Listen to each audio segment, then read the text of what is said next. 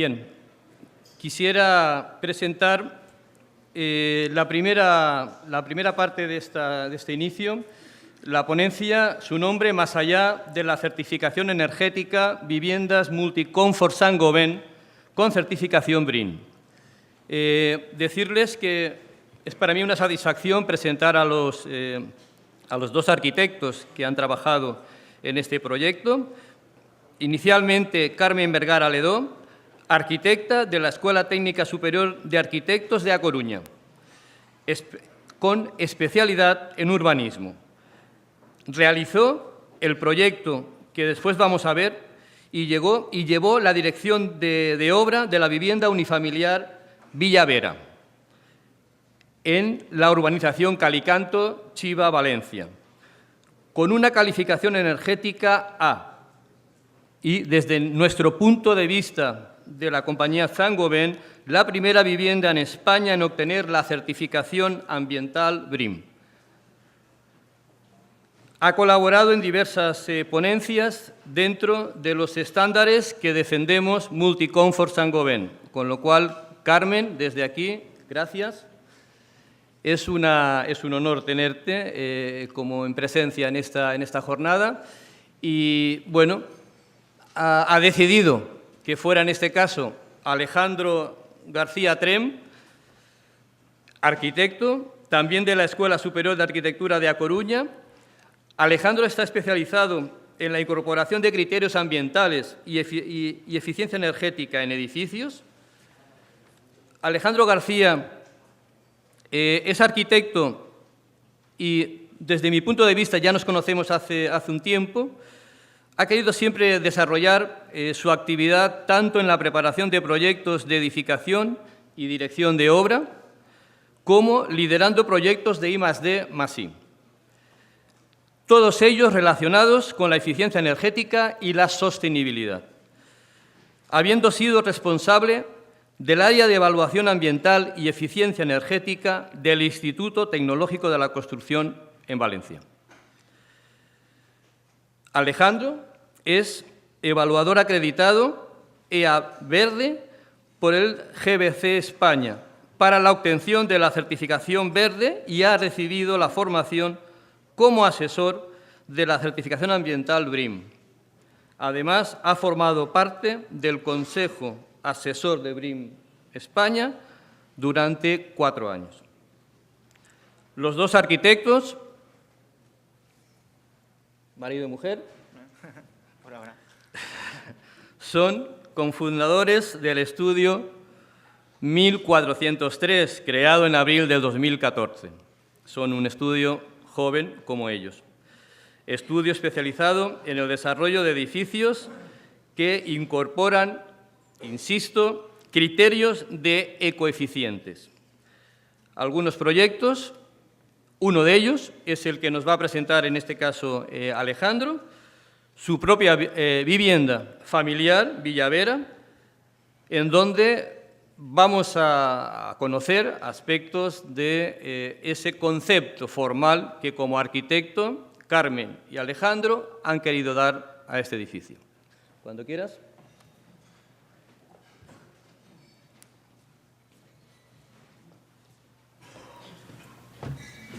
Hola, buenos días. Bueno, sí, ya estaba intimidado antes por toda la presencia, ahora con lo que ha dicho Pepe, pues mucho más, ¿no? Bueno, agradecer lo primero al Grupo Saint-Gobain en invitarnos a participar en esta jornada y contar pues un proyecto que para nosotros bueno, es diferente a todos los demás, en el que, bueno, no sé, no por tratar de ser, no por ser un edificio digamos, arquitectónicamente estupendo, sino por nuestra preocupación de incorporar criterios de sostenibilidad, de confort, de eficiencia energética en la vivienda. Desde el inicio, bueno, decidimos hacernos el proyecto de nuestra vivienda. Y bueno, y desde el principio ya lo planteábamos como un proyecto piloto para nosotros, ¿no? En el que bueno, pues nosotros nos habíamos formado en temas de eficiencia energética, de sostenibilidad, estábamos trabajando en eso, muchas veces, la mayoría de las veces, de forma teórica, y bueno, y vimos una oportunidad para incorporar esos criterios en una vivienda, ¿no? En la que iba a ser nuestra. Como en ese momento, y bueno, y creo que sigue pasando, se va diciendo que todo es sostenible, todo es eficiente energéticamente, pues bueno, pues tomamos otra decisión que fue que intentaríamos que una tercera parte lo verificara.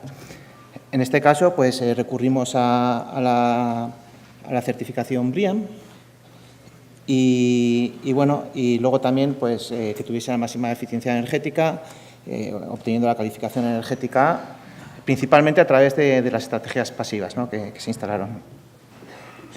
Y luego también consideramos interesante, pues como íbamos a vivir nosotros en esa vivienda, pues realmente que no se acabe nuestra experiencia piloto durante el proyecto y la ejecución de la obra, sino que también durante la etapa de uso pues instalamos sensores para ver cómo era el comportamiento energético del edificio. Bueno, con todos estos argumentos, tanto Saunier Duval en la parte de instalaciones como el Grupo Saint-Gobain se interesó, ¿no? Les pareció interesante esta propuesta. Ellos, el Grupo Saint-Gobain, dio una oportunidad para aplicar los conceptos de Multi-Comfort House que se han nombrado un poco. Así que, bueno, pues nosotros, pues abiertos a abrirnos a diferentes conceptos, pues bueno, pues colaboramos pues conjuntamente y la verdad es que no hay ninguna queja, todo agradecimientos hacia ellos por todas las facilidades que pusieron. Voy a contar muy rápido la vivienda, donde está situada. Bueno, está en la urbanización de Calicanto, que está al sur de la ciudad de Valencia. Es una pequeña colina con una altitud de unos 250 metros. Y bueno, y es una urbanización que principalmente son viviendas de uso habitual. Las hay de segunda residencia, pero principalmente son de uso habitual. Los condicionantes de la parcela, pues en cuanto a orientación, es la parcela amarilla, los vientos teóricos dominantes que existía, y bueno, ahí se ve la orientación en el que, digamos que las vistas principales estaban al oeste, y luego a un nivel ya más superior, esta foto está hecha desde la cubierta, pues se alcanza a ver la ciudad de Valencia. La vivienda está situada en una parcela con una pendiente con caída hacia el oeste de aproximadamente un 20%, y bueno, eso nos hizo pues que pudiésemos jugar con los niveles. Había también una serie de condicionantes en el que el nivel principal deberían estar todas las estancias principales de la vivienda, siendo los otros niveles que se van acomodando a la topografía los que pues sirviesen de apoyo, pues invitados, el estudio, un taller. Entonces, bueno, existen 3 niveles, un nivel superior en el que se instala se pone el estudio y bueno, en el que se puede acceder a él directamente desde la carretera, aprovechando la subida de la carretera, y un nivel inferior que también tiene salida al exterior, ¿no? Por aquí, aprovechando la topografía del terreno. O sea, que todos los niveles tienen salida al exterior. Bueno, muy rápidamente, porque tampoco es demasiado significativo, la vivienda, pues en su planta principal tiene el acceso, el aparcamiento, y luego las estancias principales, los dormitorios, baños y salón, comedor y cocina como un único espacio en el que es a doble altura. En la planta superior está el estudio. Ahora mismo no estamos ocupando esta zona, pero es una zona que es para invitados. Los dos somos de fuera y, bueno, pues recibimos visitas, pues bueno, pensamos que era una buena oportunidad. Todavía no hemos terminado, esa parte está sin uso. Y luego la planta inferior, en el que está el lavadero, el cuarto de instalaciones y, bueno, un espacio que utilizamos como un taller. Estos son imágenes exteriores de la vivienda en el que bueno, sufrimos hace 2 años un incendio, entonces se quemó todo alrededor de la vivienda se quemó. A nosotros que tan apenas nos afectó, algún vidrio que estalló, pero menos mal que no pasó nada más. Bien, en cuanto a los criterios ambientales y de confort que planteamos, realmente en proyecto no estaba todavía el sistema de certificación BREEAM, cuando estábamos haciendo el proyecto se estaba implantando en España, ¿no? Se estaban adaptando los criterios de BREEAM internacional a la normativa española. Entonces no teníamos una base a la hora de hacer el proyecto de qué contemplar, ¿no? Qué estrategias contemplar. Digamos que lo que hicimos fue en cuanto a buenas prácticas, ¿no? de sostenibilidad de aplicar en los edificios. Y luego también existía el Multi-Comfort House, que establece también una serie de categorías muy orientados principalmente a lograr un confort, no solamente subjetivo es que la reducción de la eficiencia energética, que también, sino que buscan el confort térmico, acústico, visual, confort del interior y el confort económico. Este confort económico está muy asociado a la energía embebida de los productos y al consumo también energético.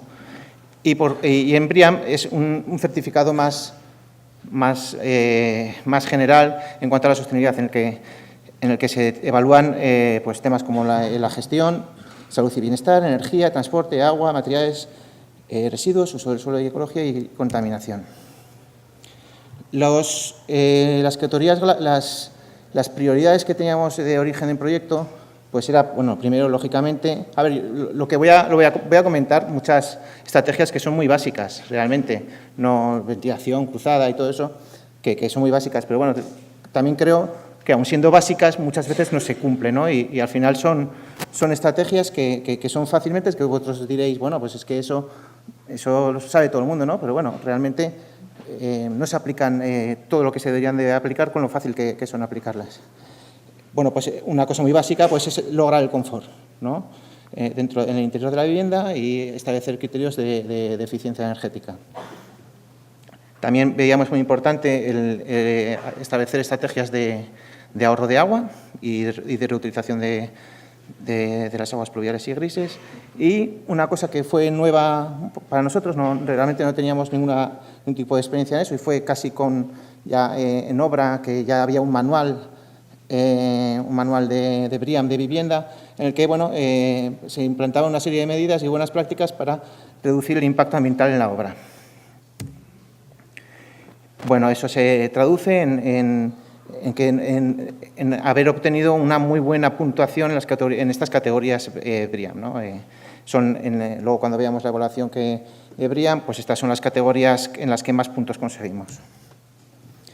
Con respecto a los criterios que hemos escogido, que hemos adoptado en la vivienda, pues bueno, en confort térmico, pues todo lo que se ha dicho anteriormente de primero reducir la demanda para luego el consumo pues con un buen rendimiento de las instalaciones, pues eso lo aplicamos.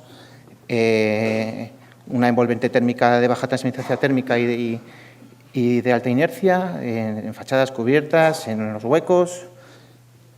Establecer, es muy importante el tema de iluminación natural y ventilación natural. En las instalaciones, pues una ventilación mecánica principalmente con recuperación de calor con una función bypass. Instalamos un pozo canadiense a modo experimental, luego lo comentaré, y la instalación de climatización por suelo radiante.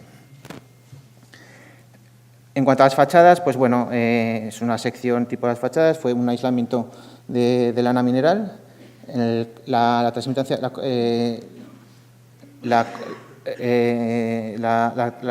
térmica que conseguimos es de 0,26 vatios por metro cuadrado Kelvin. Y bueno, y luego también hicimos una evaluación de la inercia en el que se cumplía pues un desfase térmico teórico de 12 horas y una atenuación de temperatura del 21%.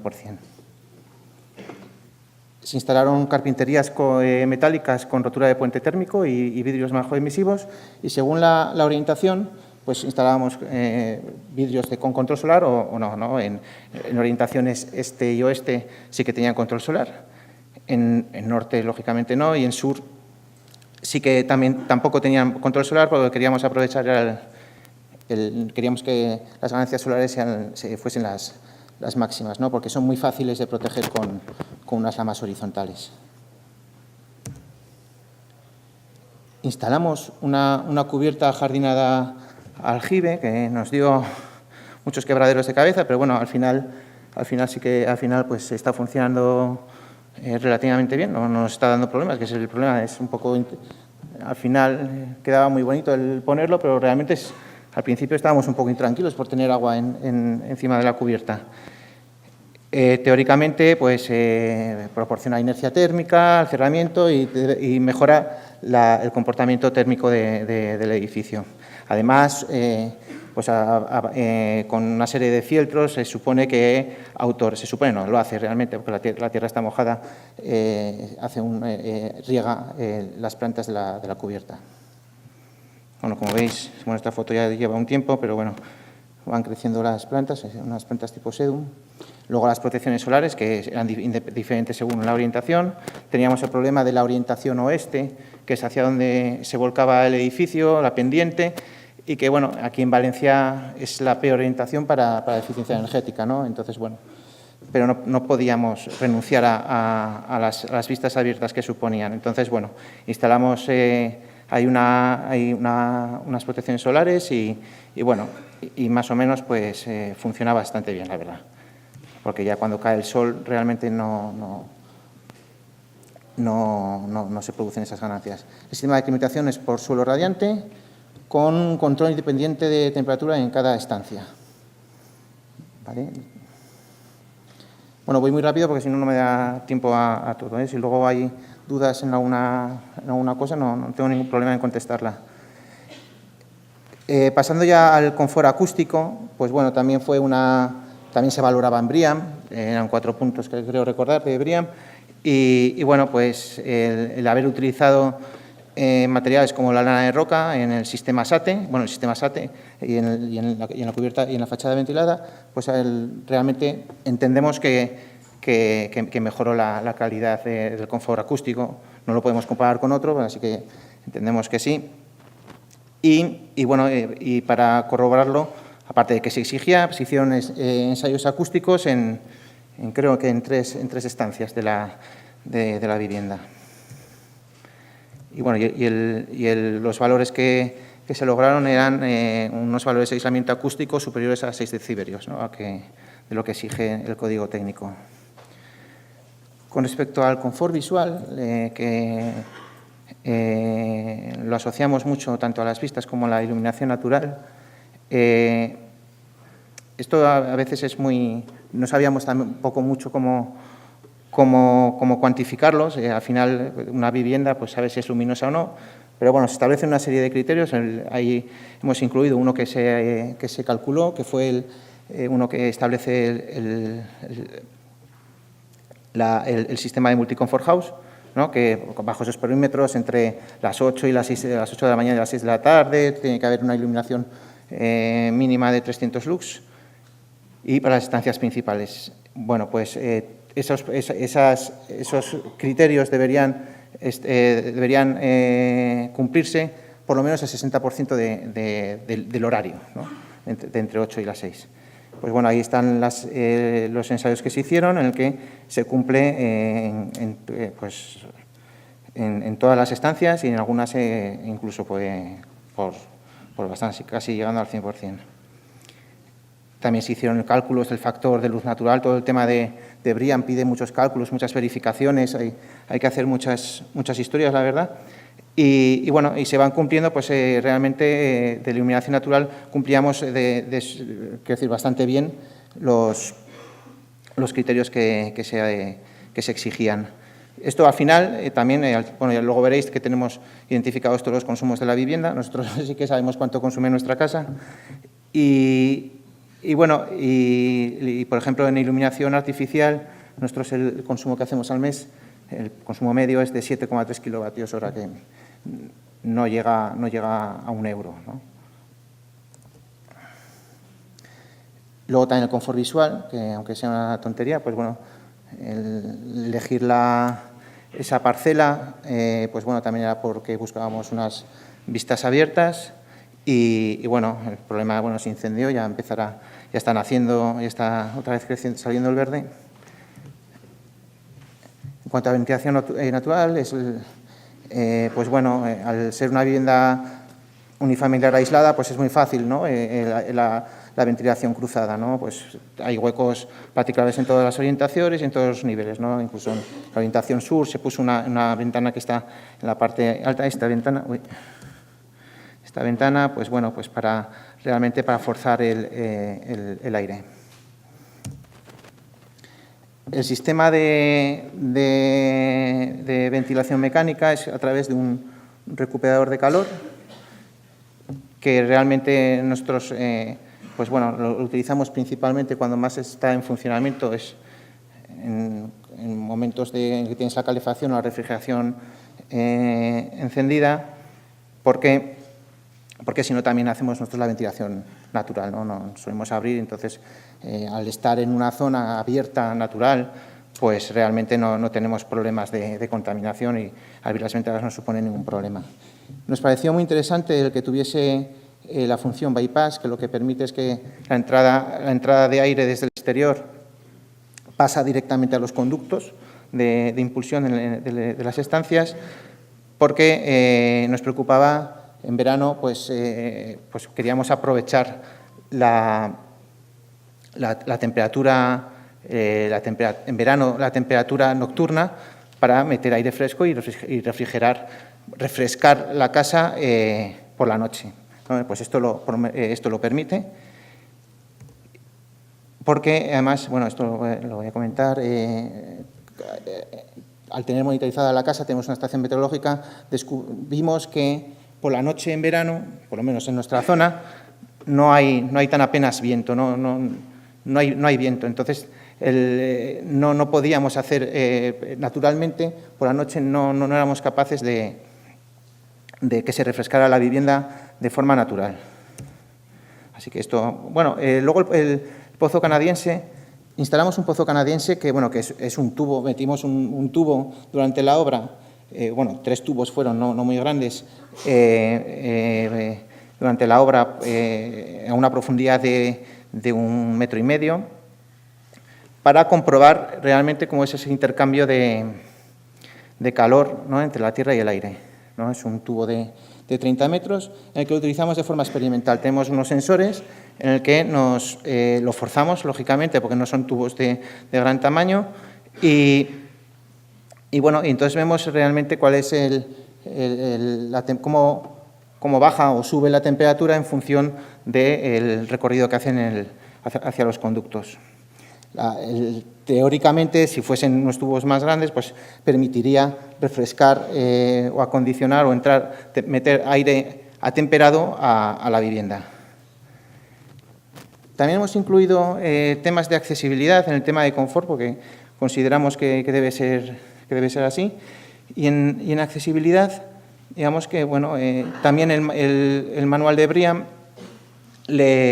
pues nos exigía una serie de condiciones, ¿no? Ya nuestros de origen en proyecto, al estar todas las estancias al mismo nivel, el aparcamiento, la terraza, todo es al mismo nivel, no hay ni un solo escalón, pues eso ya nos ayudaba mucho.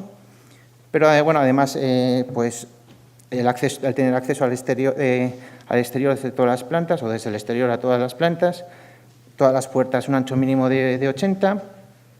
Y luego una cosa curiosa que tampoco, la verdad es que nunca habíamos recapacitado en eso, es que todos los mecanismos, todas las manivelas están a una altura en la que una silla de ruedas pueda llegar, ¿no? Incluso los enchufes pues están un poco más altos de lo normal. Eso llevaba a que las discusiones con los de las carpinterías, de que, por ejemplo, esta manivela está muy baja, ¿no? Normalmente se pondría aquí, ¿no? Pues se establecen unas alturas máximas y mínimas para poner estos mecanismos. Igual que el cuadro de la luz. Incluso el cuadro de la luz, el electricista dijo, bueno, yo te lo pongo aquí porque luego es muy fácil de subir, ¿no? Y realmente queda muy bajito, pero es para que cualquier persona, si está en una situación de discapacidad, pues bueno, pues pueda acceder. Y luego la polivalencia de usos que también se utilizaba. Bueno, tenemos una una habitación que es la habitación de nuestra hija, en el que ahora es la sala de juegos, pero que se convierte en la habitación de invitados y que a lo mejor también si sucede algo, ¿no? Si hay algún problema, pues también puede ser ahí el estudio, pues si nos podemos subir las escaleras, el estudio o lo que sea, ¿no? Un espacio polivalente que al final son unas puertas correderas, no tiene más. Con respecto a la reducción del consumo de agua, esto también son prácticas muy sencillas. Bueno, el tema de la grifería, se exigía por BRIAM un caudal máximo de 5 litros por minuto en cada grifería. La verdad es que nos costó muchísimo encontrarlo, incluso el del fregadero fue una total casualidad encontrarlo, porque o no lo describe el fabricante o no lo hay en el mercado. Entonces, y luego cisternas de doble descarga de 4,5 a 3 litros. Instalamos un depósito de aguas para aguas pluviales para luego poder regar. En esta parte de aquí ponemos un huerto y unos árboles frutales que todavía están creciendo, todavía no han dado ningún fruto, y que, bueno, pues toda esa recogida de agua, pues tenemos, por un lado, el depósito, digamos, la cubierta aljibe, que lo que nos permite es autorregar la cubierta ajardinada de arriba, se mantiene sola. Si hubiese si lloviese más, ¿no? Si hubiese llevamos 2 años que prácticamente no llueve nada y que cuando llueve torrencialmente, que lo que hace es lo llena los depósitos y todo el resto pues no tenemos depósito para tanto. Todo el resto lo perdemos, pero yo creo que ya llevamos, no sé, 4 o 5 meses en lo que prácticamente no ha llovido nada y no hemos acumulado nada. Y bueno, y además este sistema nos permite hemos hecho una red independiente hacia las cisternas y la lavadora para utilizar esa agua de lluvia de la cubierta que por gravedad ya tiene una presión suficiente para el llenado de cisternas. Ahora estamos viendo este problema que tenemos con que no llueve, pues al hacer en la vivienda, no hacer solamente la separación de aguas pluviales y negras, ¿no? Pues hicimos una tercera, ¿no? Que fue las aguas grises, ¿no? Principalmente de duchas. Digo principalmente porque hay una toma que sí que queda un lavabo, pero es de las duchas, porque siempre pensábamos que ese agua podría ser válida para regar. Pues bien, pues estamos ahora haciendo pues un filtro de grasas y, bueno, estamos haciéndolo para poder regar, hay que quitarle ese jabón y, pues bueno, un filtro de grasas y sedimentos con un filtro jardinera, lo llevamos a un depósito de acumulación y luego lo reaprovechamos para el huerto y para los frutales, ¿no? Digamos que este agua pues la tienes más o menos garantizada, depende de lo que te duches y bueno, entonces eso pues así eso queda aprovechado, incluso esa agua que estás esperando a que te salga caliente, pues bueno, pues la estás utilizando. También una cosa interesante es el control del consumo de agua potable. Nosotros, al tener un sistema de monitorización, pues compramos que era un poco más caro, no era una diferencia muy grande, que tuviese un contador por impulsos, que eso lo que hace es que por cada litro que gastas te aparece en la pantalla, ¿no? Entonces eso nos sirve muy bien lo que estamos gastando para determinadas cosas, ¿no? Pues para todo lo que queramos ver. Cuánto se ducha, si yo gasto más agua que Carmen, que si pues no sé, y luego también temas si ves que hay alguna fuga, bueno, eso es verdad, ¿eh? Si ves que hay alguna fuga, pues si ves, sí que nos ha pasado que por la noche pues subía ahí un pulso y bueno, y había un litro que no sabías de qué era, pues bueno, al final pues repasas y lo encuentras, ¿no? Hasta que vuelve a cero. Nos resulta bastante, por lo menos, curioso. Bueno, y luego con respecto a la gestión de la obra, que comentaba al principio que era una cosa nueva, que realmente no teníamos ninguna experiencia de eso. Ahora lo haríamos, yo creo que mejor, sí que se nos pasaron muchas cosas e implementamos una serie de criterios, aunque podemos saber realmente ahora yo creo que lo haríamos bastante mejor. Bueno, también una una cosa que hicimos y que se fue valorada en BRIAM, fue el reciclaje de la roca de excavación. Es calicanto, ahí todo el suelo es rocoso.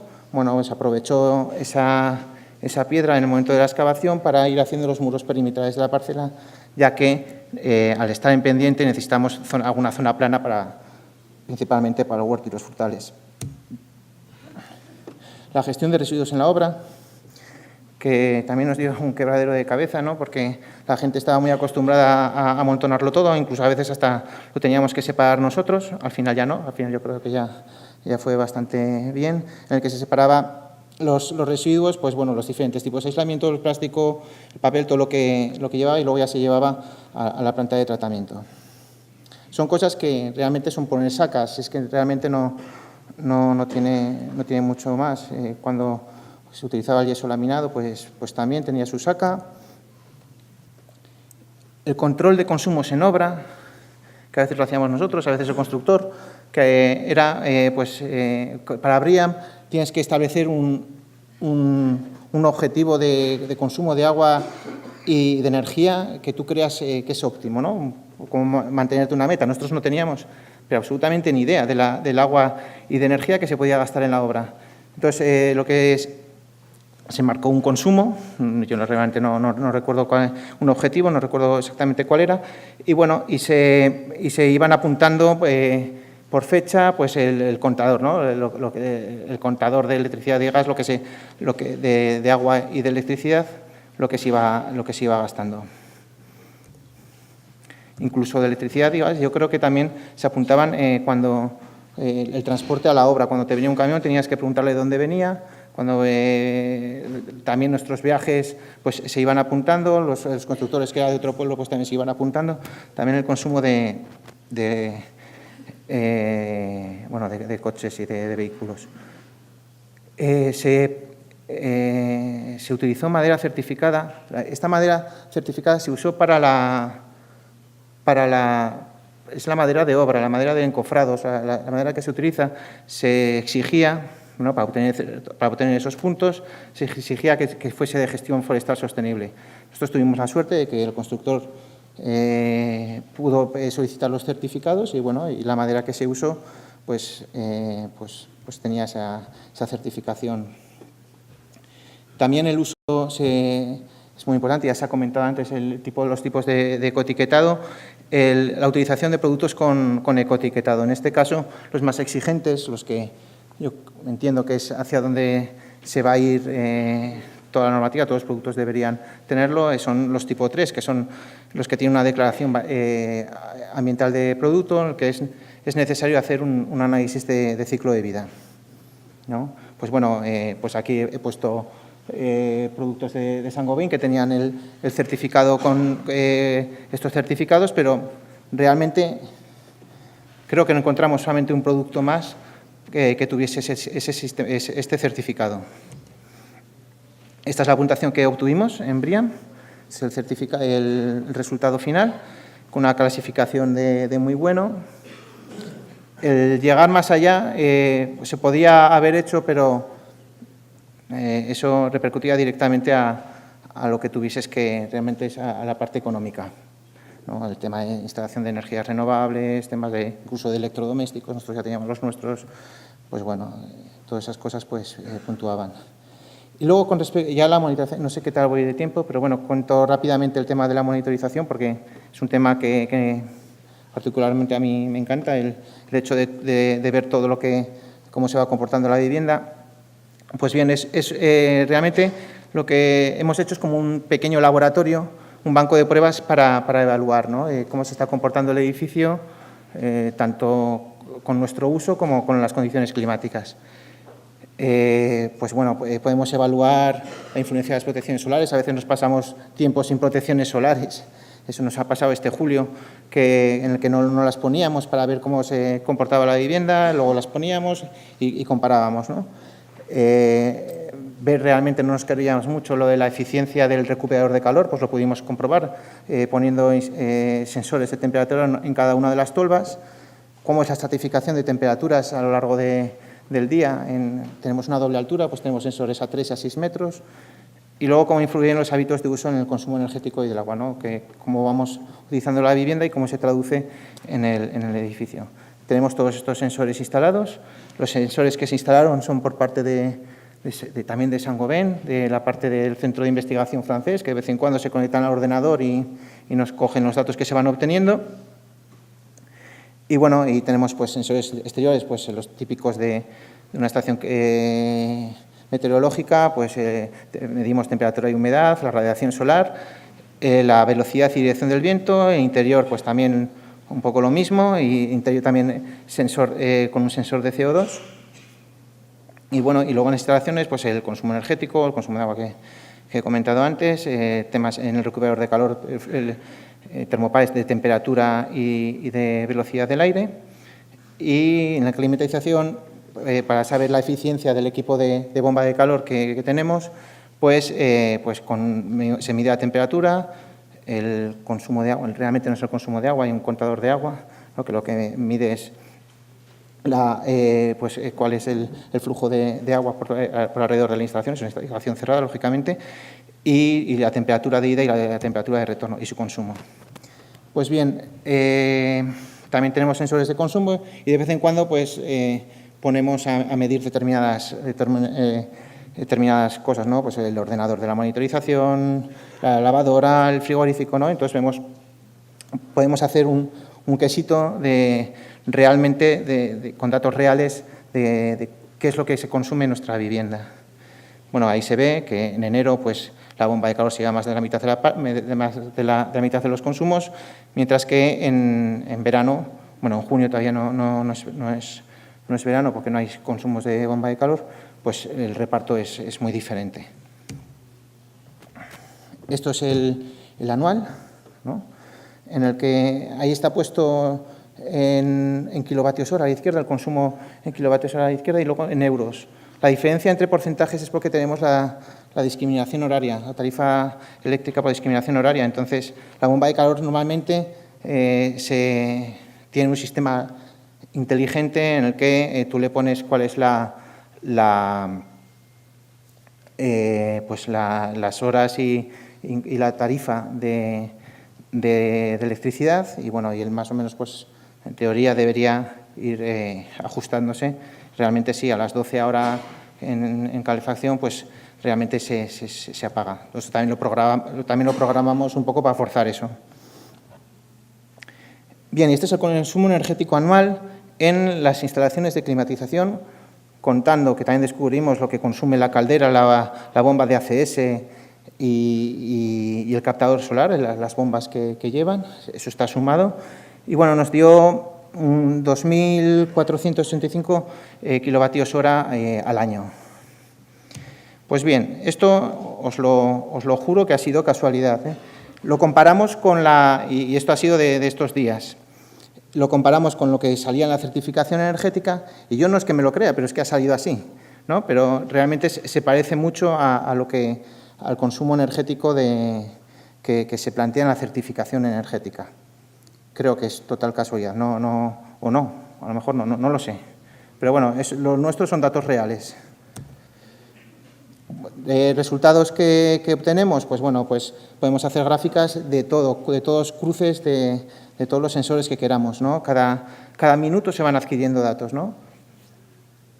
Pues bueno, este es, por ejemplo, el comportamiento. Tenemos incluso sensores en el agua de la cubierta aljibe para ver realmente cómo son esas oscilaciones térmicas. Las condiciones climáticas, esto es una imagen de ayer por la noche, que estamos teniendo unos vientos, ahí se ve el tope y es en el minuto en el que se coge el dato, pues una racha de 70 kilómetros por hora. La verdad es que estaba haciendo muchísimo viento ayer, y ahí se ve, por ejemplo, que normalmente, bueno, son 270 grados, que los vientos dominantes realmente son del oeste, ¿no? Sobre todo ahora, cuando hace tantísimo viento, nos viene de ahí. Y también suele ser, al ser poniente, pues suelen ser de tiempos cálidos. Hemos hecho rosas de los vientos para ver cuáles eran los vientos dominantes, pues se verificaba lo que acabo de comentar. Y, por ejemplo, el nocturno que adelantaba antes, Pues bueno, en julio y agosto, pues realmente aquí no se ve, pero bueno, si os fijáis aquí, estos vientos son vientos calmo, que le llama, y estos 0,5 a 2,1 metros por segundo, que es prácticamente nada. No tenemos casi viento por la noche en verano. Y luego, pues más gráficas, pues bueno, si queremos las temperaturas interiores y exterior con la radiación, pues compararlo con la radiación solar para ver realmente cómo es la curva. Y bueno, y esto es toda es mi exposición. Espero que os haya interesado y bueno, creo que he sido bastante rápido.